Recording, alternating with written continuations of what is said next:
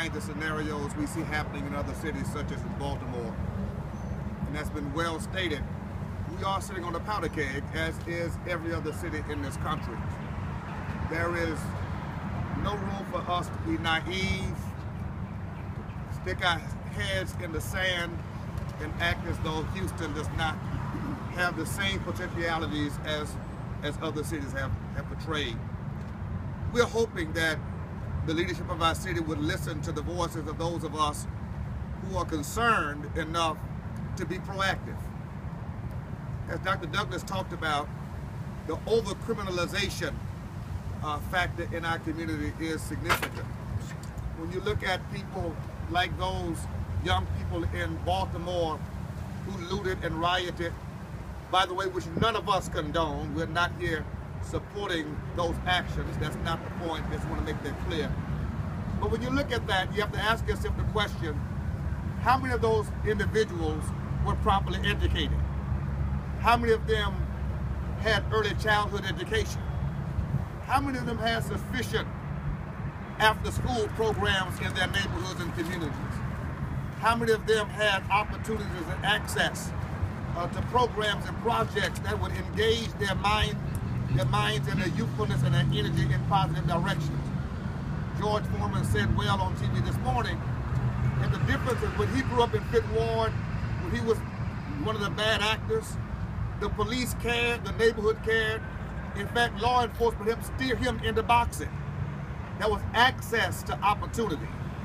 Today, so many of our young people don't have that because we're content to continue building more prisons and locking more people up as if that's a solution. And now we've got this overabundance of individuals walking around with the big F on their backs, which means that they cannot be employed, they can't rent an apartment, they lack access to voting and other necessities that are required for maintaining a wholesome, decent, and productive life. And then we expect them not to go back to prison. Interestingly, over $9 billion a year are generated for for-profit American companies on the backs of prison labor. Let me say that again. Over $9 billion annually are generated for for-profit American corporations on the backs of free prison labor. Now, that's inspiring on one hand because it says that prisoners are able to produce profits for for-profit American companies. All right. That they are willing to work, that they have skills, that they've got something to offer. But on the flip side, it's absolutely devastating to think about that these same individuals, once they're released, cannot apply for a job in either one of those companies' human resources offices. So let me make sure it's clear.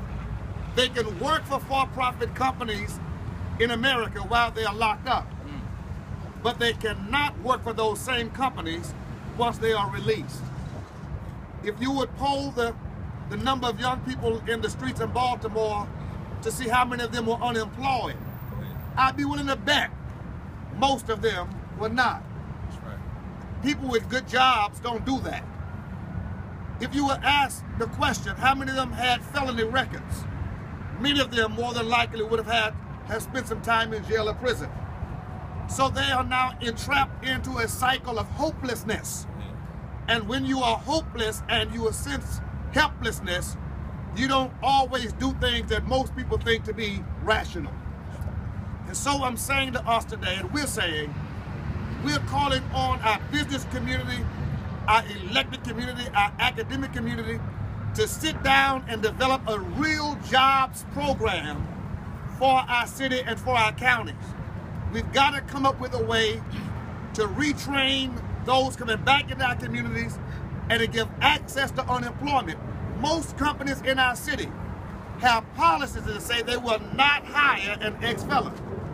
So if these individuals cannot be hired to do work for pay, to earn a legitimate legal living, how do we expect them to feed themselves and their families and their children? We create the revolving door back into prison, and then taxpayers pay the bill, $20,000 per year per inmate, and we blame the very ones who would work if they could work. We've got to make jobs available in order to put a dent in this situation. That's not a cure-all, but I guarantee you a person with a job and food on his or her table will find it a lot less attractive to be in the streets doing something that's not healthy for themselves and their families and their communities. Let's create jobs. We can turn neighborhoods around. Having said that, I'm going to introduce next person to speak. She's a defense lawyer, a great citizen, a businesswoman, Ms. Vivian King.